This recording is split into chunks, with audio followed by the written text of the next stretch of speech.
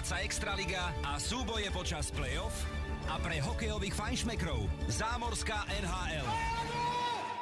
To všetko na Trojke.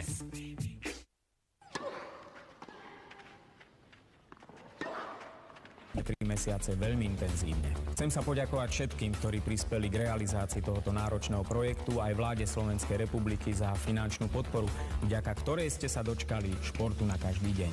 Do konca roka uvidíte 1300 hodín športu, viac ako 500 hodín domácich a zahraničných prenosov, 180 hodín športového spravodajstva. Chvála Bohu a konečne.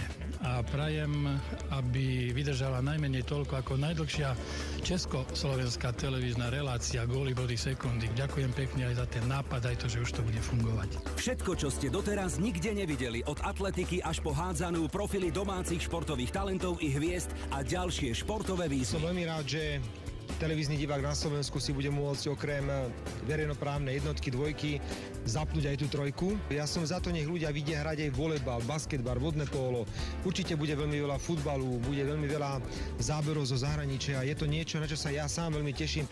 Čaká vás dokonalá hrácka stratégia v tímových hrách, ale aj odhodlanie silných osobností. Spúšťame športový kanál bez konkurencie. Chcel by som zaželať slovenskej televízii, aby jej špecializovaný športový kanál si našiel čo najviac divákov a aby títo diváci boli nielen pasívnymi konzumentami športu, ale aby čo najviac z nich sa stalo aktívnymi športovcami.